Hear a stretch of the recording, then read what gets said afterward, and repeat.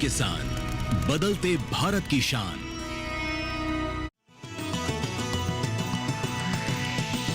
DD किसान, बदलते भारत की शान।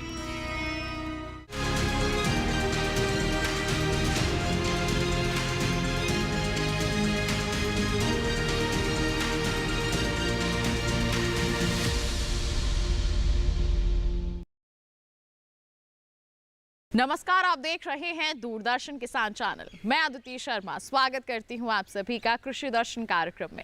हमारे इस कार्यक्रम में खेती किसानी के क्षेत्र से जुड़ी अहम जानकारियां हम आपके लिए लेकर आते हैं। प्रयास यही रहता है कि ये जानकारियां आपके लिए लाभकारी साबित हो सके, सहयोगी साबित हो सके। आज के हमारे इस कार्यक्रम में भी कुछ ऐसी ही जानकारियां लेकर हमारा ये कार्यक्रम हम आपके लिए लेकर आए हैं। तो फिर आइए आज के अंक की शुरुआत करते हैं। आइए किसान भाइयों बहनों, सबसे पहले नजर डालते हैं सेगमेंट विज्ञान और किसान पर।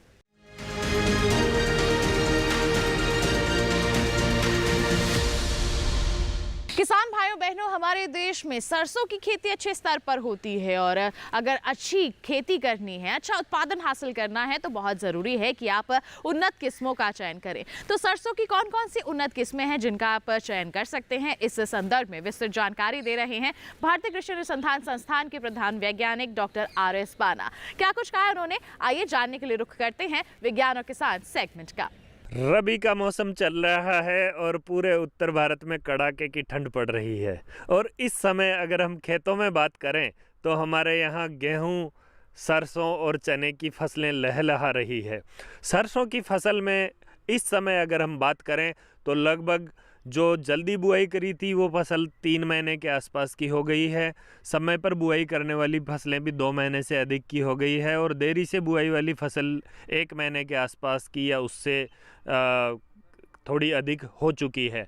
तो इस समय कैसे सरसों की देखभाल करें ताकि हमारा उत्पादन अच्छा हो, फसल खरपतवारों से मुक्त रहे, पोषक तत्वों की भरपूर फसल को लगातार सप्लाई होती रहे, पूर्ति होती रहे और कीट और रोगों का प्रकोप नहीं हो, उसके लिए आपको ध्यान रखना है कि फसल की अवस्था के अनुसार आपको ऐसे क्रियाकलाप करने हैं जिससे कि वैज्ञानिक तरीके से आप सरसों का अच्छा उत्पादन ले सकें। सबसे पहले मैं बात करूंगा खरपतवारों की।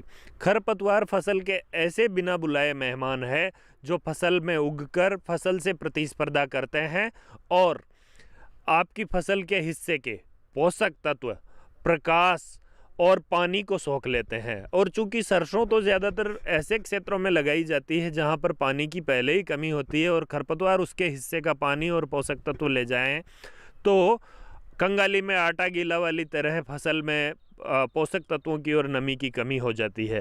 तो फसल को खरपतवार मुक्त रखें, विशेषकर जो पहला 1 महीना है उस दौरान।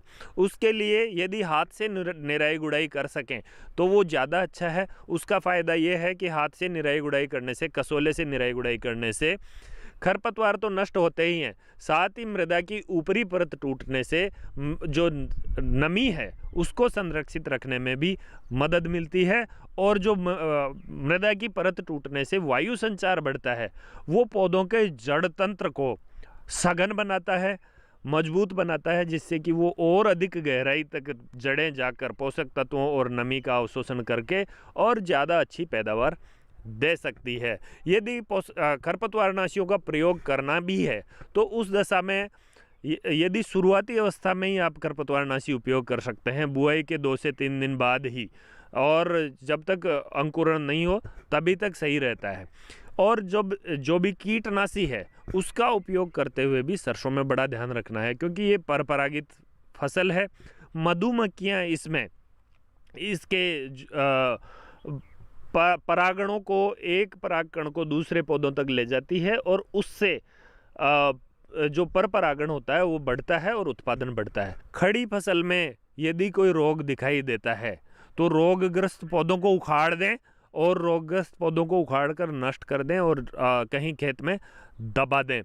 और ज़्यादा प्रकोप हो रोग का तभी कवकनाशी का और कीटनाशी का छिड़काव करें, अन्यथा बार बार अनावश्यक रूप से और एक दूसरे किसान को देखकर प्रतिस्पर्धा करके नहीं करें।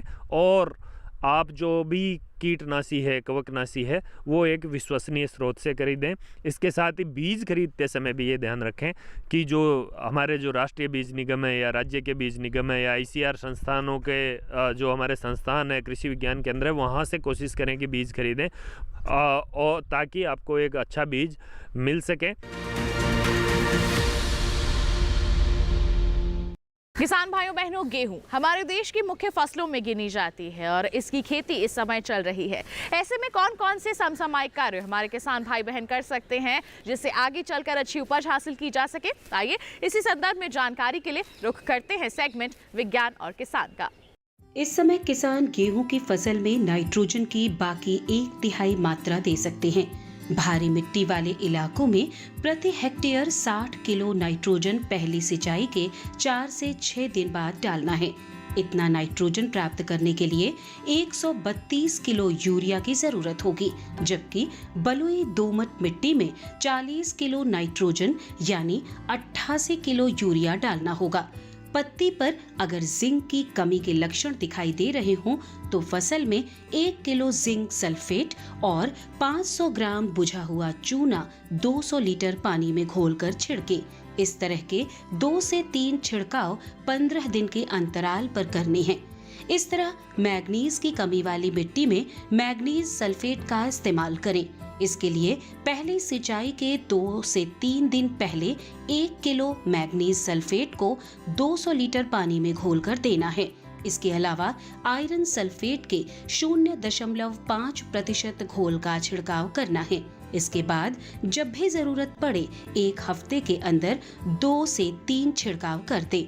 सभी छिड़काव साफ मौसम और खिली हुई धूप में करने हैं। कटाई तक गेहूं की फसल में करीब 35 से 40 सेंटीमीटर पानी की जरूरत होती है। इतना पानी 4 से 6 सिंचाइयों में देना होता है। भारी मिट्टी में 4 और हल्के मिट्टी में 6 सिंचाइयों की जरूरत होगी। पहली सिंचाई बोने के 20 से 25 दिन बाद, दूसरी 40 से 45 दिन बाद, तीसरी 60 से 65 दिन बाद, चौथी 80 से 85 दिन बाद, पांचवी 100 से 105 दिन बाद और छठी 115 से 120 दिन बाद करनी है। गेहूं में क्राउन यानी छत्रक जड़ें और बालियां निकलते समय सिंचाई बहुत ही जरूरी है, वरना उपज पर विपरीत असर पड़ सकते हैं। गेहूं रबी की फसल है और इसकी बढ़वार के दौरान तापमान कम रहता है। कम तापमान की वजह से ही इसमें बीमारियों का खतरा कम रहता है, लेकिन कभी कभी फफूंद जनित रोग दिखाई देते हैं। ऐसा होने पर विशेषज्ञ की सलाह से निदान करें।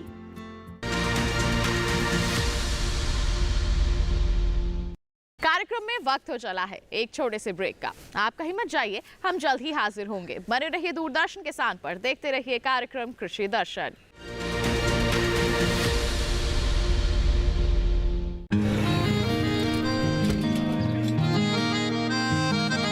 क्या बात है भाई, आजकल तो काफी खुश नजर आ रहे हो। क्यों ना हो, अब मैं ऑर्गेनिक खेती जो कर रहा हूँ ये पूरा प्राकृतिक है, ऑर्गेनिक है। इसमें हमारे खेत, हमारी फसल और हमारी जेब सब फायदे में होते हैं और इसमें लागत भी कम है। जी हाँ, आप भी ऑर्गेनिक खाद का प्रयोग करें, अपनी फसल और मिट्टी को तंदुरुस्त बनाएं और आपकी आमदनी में इजाफा करें। अधिक जानकारी के लिए किसान call centre toll free number 1800-180-1551 पर कॉल करें और लॉग ऑन करें kisan.gov.in और farmer.gov.in। कृषि और किसान कल्याण मंत्रालय द्वारा किसान हित में जारी।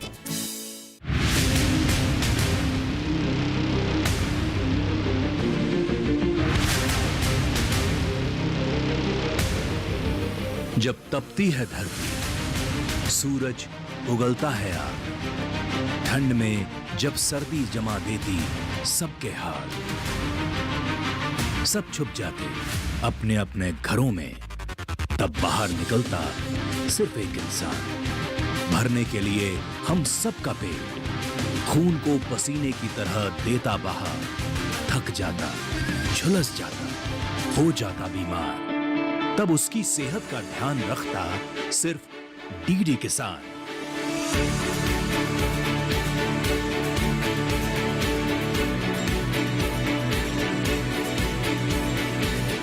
देखिए स्वस्थ किसान शनिवार शाम 6 बजे लाइव सिर्फ दूरदर्शन किसान चैनल पर।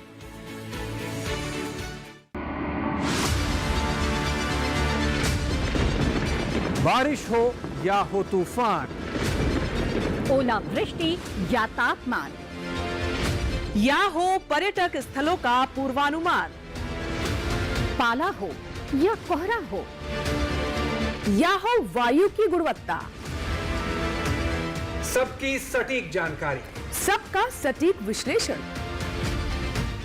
देखिए हमारे साथ मौसम खबर में। मौसम खबर, देश के मौसम का सबसे तेज और सटीक विश्लेषण रोजाना शाम 7:30 बजे डीडी किसान पर। नमस्कार किसान भाइयों और बहनों, मैं हूं आपका एआई एंकर कृष। आज हम बात कर रहे हैं चाय की खेती के बारे में। नीलगिरी जिले में कड़ाके की सर्दी और पाले के कारण चाय की बढ़वार और तुड़ाई प्रभावित हुई है, जिससे कूनूर चाय नीलामी में आवक घट गई और दामों में गिरावट दर्ज की गई। ठंड के चलते चाय बागानों में काम धीमा रहा, मजदूरों को कम काम मिला और उनकी आमदनी पर असर पड़ा। नीलामी में चाय की बिक्री तो हुई, लेकिन उम्मीद से कम मात्रा में और कम कीमतों पर। मौसम सुधरने पर ही चाय उत्पादन और बाजार में फिर से तेजी आने की संभावना है। इसी तरह कृषि और किसानों से जुड़ी हर महत्वपूर्ण जानकारी के लिए हमारे साथ जुड़े रहिए और देखते रहिए डीडी किसान। धन्यवाद। ब्रेक के बाद दूरदर्शन किसान चैनल के कार्यक्रम कृषि दर्शन में आप सभी का फिर से स्वागत है। आइए कार्यक्रम को आगे बढ़ाते हैं, नजर डालते हैं हमारे सेगमेंट कृषि स्टार्टअप पर।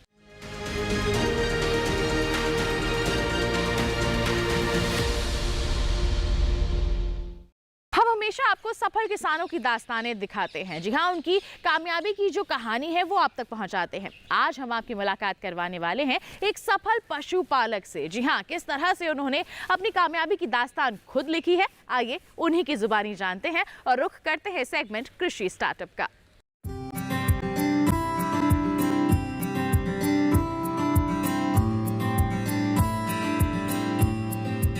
उत्तर प्रदेश के नोएडा में एक सफल पशुपालक भाई नरेंद्र कुमार हैं, जिन्होंने गिर और साहिवाल नस्ल की गाय पाली है। इनकी गौशाला में लगभग 200 गायें हैं। इन्होंने देखभाल के लिए समुचित व्यवस्था की है। खानपान से लेकर दूध निकालने हेतु हाईटेक व्यवस्था कर रखी है। इसके बारे में नरेंद्र कुमार ने कहा, हमारे पास करीब 450 के आसपास गौ माता है, जिसमें ज़्यादातर हमारे पास गिर गौवंश है। इसके अलावा हमारे पास साहिवाल है और थारपारकर है। मुख्य रूप से हम लोग गाय की जो ब्रीडिंग है उस पर काम करते हैं और ब्रीडिंग डेवलपमेंट और बुल हमारे पास तैयार होता है। और हम लोग हर एक गाय का जो डीएनए रिकॉर्ड्स है वो मेंटेन करते हैं।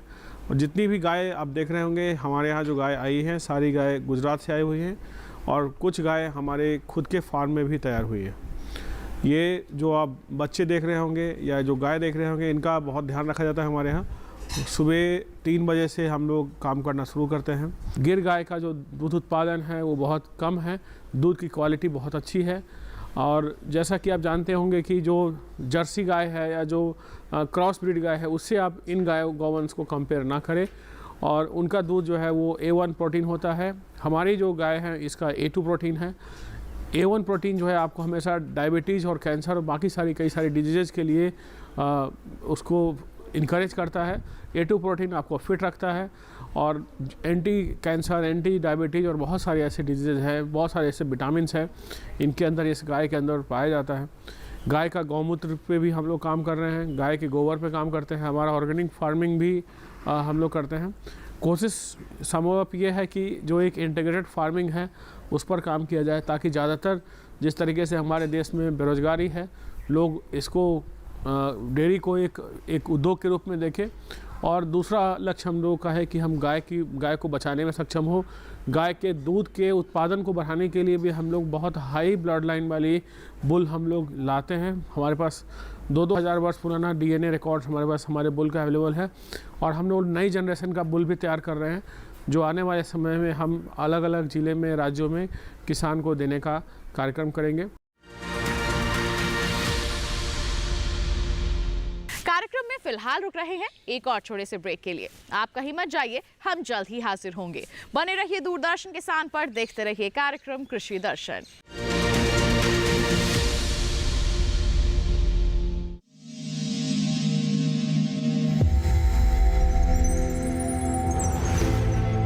आत्मनिर्भर किसान भारत की शान। उत्पादन में आत्मनिर्भर होने के साथ साथ फसल की कटाई के उपरांत उपज की हानि को रोकने, ग्रामीण क्षेत्रों में रोजगार सृजन करने और बीज से बाजार तक के विजन को मजबूती देने के उद्देश्य से 1 वर्ष पूर्व माननीय प्रधानमंत्री श्री नरेंद्र मोदी जी ने एक महत्वाकांक्षी केंद्रीय योजना एग्रीकल्चर इंफ्रास्ट्रक्चर फंड की शुरुआत की।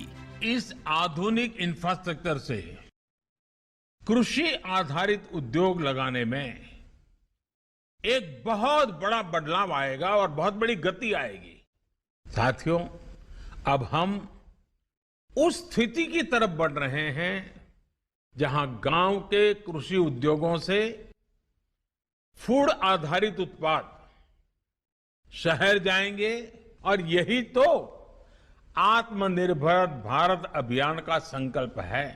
एग्रीकल्चर इंफ्रास्ट्रक्चर फंड से पात्र लाभार्थी गोदामों का निर्माण कर सकते हैं, छटाई या ग्रेडिंग इकाई, पैकिंग हाउस, सप्लाई चेन और कोल्ड चेन जैसी सुविधाएं या फिर प्राथमिक कृषि प्रसंस्करण केंद्र की स्थापना कर सकते हैं। इस योजना के तहत पात्र लाभार्थियों को 2 करोड़ रुपए तक के ऋण पर अधिकतम 7 वर्ष के लिए ब्याज में 3% तक की छूट दी जा रही है। ऋण पुनर्भुगतान के लिए 6 महीने से 2 वर्ष तक मोरेटोरियम की सुविधा भी उपलब्ध है। इस योजना ने अब तक सफलता की कई मिसालें कायम की हैं, जैसे कि मध्य प्रदेश के लाभार्थी श्री विपिन त्रिपाठी ने एग्रीकल्चर वेस्ट से बायोफ्यूल बनाने का इनोवेटिव प्राइमरी प्रोसेसिंग सेंटर लगाया है। लोन मिलने की वजह से हम समय पर सारी मशीनों का प्रोक्योरमेंट और सारा सिविल वर्क टाइम पे करवा पाए, जिससे ये प्रोजेक्ट को लगाना संभव हो पाया। राजस्थान के लाभार्थी श्री यशवर्धन मुंद्रा ने सॉर्टिंग एंड ग्रेडिंग यूनिट लगाकर रोजगार के अवसर पैदा किए हैं। कर्नाटक की महिला उद्यमी श्रीमती ममता वी ने प्राइमरी प्रोसेसिंग सेंटर लगाकर प्रगति की नई राह चुनी है। ಸಣ್ಣ ಪುಟ್ಟ ಉದ್ಯಮಿಗಳನ್ನ ಮತ್ತಷ್ಟು ಅಗ್ರಿಕಲ್ಚರಲ್ಲಿ ಹೆಚ್ಚು ನಾವು ಇನ್ನಷ್ಟು ಸಾಧನೆ ಮಾಡಲಿಕ್ಕೆ ಕಾರಣಕಾರಕವಾದಂತ ಈ ಅಗ್ರಿಕಲ್ಚರಲ್ ಇನ್ಫ್ರಾಸ್ಟ್ರಕ್ಚರ್ ಫಂಡ್ ಇಂದ ನಮ್ಮ ಇನ್ನಷ್ಟು ಯೋಜನೆಗಳು ಆಯೋಜನೆಗಳು ಉತ್ತಮಗೊಂಡಿದೆ। राजस्थान के लाभार्थी श्री दिनेश भट्टर ने जीरे की प्रोसेसिंग यूनिट लगाकर आसपास के ग्रामीणों को आत्मनिर्भरता प्रदान की है। महाराष्ट्र के लाभार्थी श्री अनूप कुमार मोहता ने वेयर हाउस बनाकर अन्न भंडारण को सुनिश्चित किया है। आज देश के कोने कोने से किसान, कृषि उद्यमी, किसान उत्पादक संघ, प्राथमिक कृषि सहकारी समितियां, स्वयं सहायता समूह और कृषि उपज मंडियां इस योजना का लाभ उठा रहे हैं।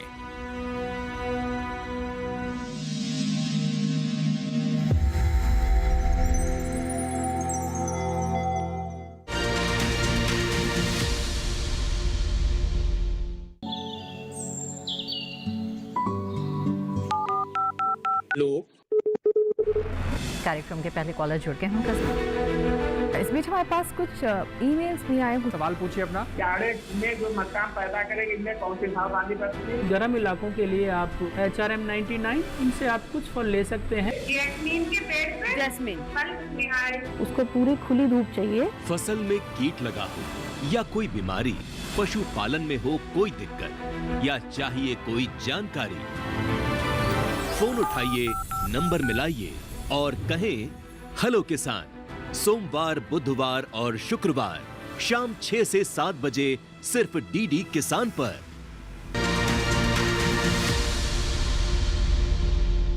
ब्रेक के बाद दूरदर्शन किसान चैनल के कार्यक्रम कृषि दर्शन में आप सभी का फिर से स्वागत है। आइए कार्यक्रम को आगे बढ़ाते हैं, नजर डालते हैं हमारे अगली सेगमेंट फार्मिंग इंडिया पर।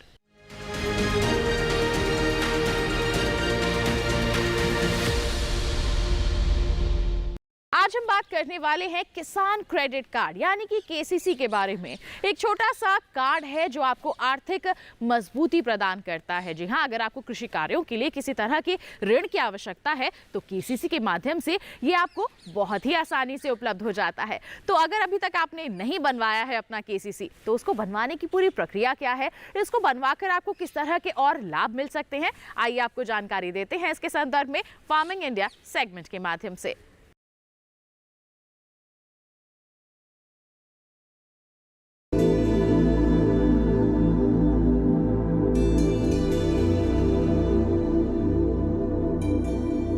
किसान क्रेडिट कार्ड योजना 1998 में शुरू की गई थी। इसका उद्देश्य किसानों को कृषि गतिविधियों के लिए बिना किसी बाधा के समय पर ऋण उपलब्ध कराना था। भारत सरकार किसान क्रेडिट कार्ड के तहत किसानों को ब्याज पर 2% की आर्थिक सहायता देती है और समय पर ऋण चुकाने वाले किसानों को 3% की प्रोत्साहन छूट देती है। इस तरह केसीसी पर सालाना ब्याज दर 4% आता है। सभी योग्य किसानों को उनके कृषि कार्यों के लिए आसानी से और समय पर कृषि ऋण प्रदान किए जाएं, ये सुनिश्चित करने के लिए सरकार ने किसान क्रेडिट कार्ड योजना शुरू की। इसका उद्देश्य किसानों को कृषि के लिए उत्पादक सामग्रियों जैसे बीज, उर्वरक और कीटनाशक आदि खरीदने के लिए सक्षम बनाना है। सरकार ने किसानों के हित में बड़े कदम उठाते हुए 2019 में केसीसी में ब्याज दर में आर्थिक सहायता का प्रावधान शामिल करते हुए इसका लाभ डेयरी उद्योग समेत पशुपालकों और मछली पालकों को भी देने की व्यवस्था सुनिश्चित की है। किसान क्रेडिट कार्ड के दायरे में किसानों को लाने के लिए फरवरी 2020 से एक विशेष अभियान चलाया जा रहा है। वर्ष 2012 से केसीसी योजना को और सरल बनाया गया है। इसके तहत लाभार्थियों को एटीएम सक्षम डेबिट कार्ड के प्रावधान सहित एक बार में दस्तावेजीकरण की सुविधा, सीमा में निर्माण लागत में वृद्धि और सीमा के भीतर कितनी भी संख्या में निकासी आदि की सुविधाएं दी गई हैं। सार्वजनिक क्षेत्र के बैंकों और नाबार्ड से प्राप्त सूचना के अनुसार इस अभियान के तहत 29 जनवरी 2021 तक देश भर के किसानों को 1.76 लाख करोड़ रुपए की खर्च सीमा के साथ 187.03 लाख केसीसी स्वीकृत किए गए हैं। किसान क्रेडिट कार्ड की वजह से किसान अपनी फसल का बीमा भी करवा सकते हैं, जिस किसी भी कारण से अपनी फसल नष्ट होने पर उनको मुआवजा भी दिया जाता है, जैसे बाढ़ की स्थिति में फसल का डूब के नष्ट हो जाना या सूखा पड़ने पर फसल का जल जाना आदि सुविधाओं में यह किसान क्रेडिट कार्ड बहुत ही ज्यादा काम आता है। इसकी वजह से किसान लाभ उठा सकते हैं। सस्ती ब्याज दर पर लोन उपलब्ध कराने के इस अभियान से न सिर्फ किसानों की आय में बढ़ोतरी होगी, बल्कि इससे ग्रामीण अर्थव्यवस्था को मजबूती मिलेगी और कृषि तथा इससे जुड़े क्षेत्रों में उत्पादन बढ़ेगा। साथ ही हमारे देश के लिए खाद्य सुरक्षा सुनिश्चित करने की दिशा में भी इस मुहिम की विशेष भूमिका होगी। तो ये था फार्मिंग इंडिया सेगमेंट। इसी के साथ बताएं आज के कार्यक्रम में किसान भाइयों बहनों बस इतना ही। उम्मीद करते हैं जितनी भी जानकारी आज के कार्यक्रम के दौरान आप तक पहुंचाई गई हैं सभी आपके लिए फायदेमंद साबित हुई होगी। बता दें आपको, कार्यक्रम के लिए कोई सुझाव है आपके पास, आपके मन में कोई सवाल है तो हम तक जरूर पहुंचाइए। आप हमें ईमेल कर सकते हैं। ईमेल आईडी है krishidarshan@gmail.com। आप हमें पत्र भी लिख सकते हैं। पता है हमारा कृषि दर्शन, कमरा number 59A, CPC Doordarshan, Khelgaon, नई दिल्ली 110049। और आपको एक विशेष जानकारी और दे दें, अगर आप दोबारा देखना चाहते हैं हमारा ये कार्यक्रम तो टीवी स्क्रीन पर दिखाए जा रहे QR कोड को स्कैन कीजिए, सीधा पहुंच जाएंगे हमारे YouTube चैनल पर और तमाम जानकारियां पुनः आप हासिल कर पाएंगे। तो इसी वादे के साथ कि अगले अंक में हम फिर होंगे हाजिर कुछ नई और महत्वपूर्ण जानकारियां लेकर। तब तक के लिए दीजिए इजाजत, लेकिन आप बने रहिए दूरदर्शन किसान पर। नमस्कार।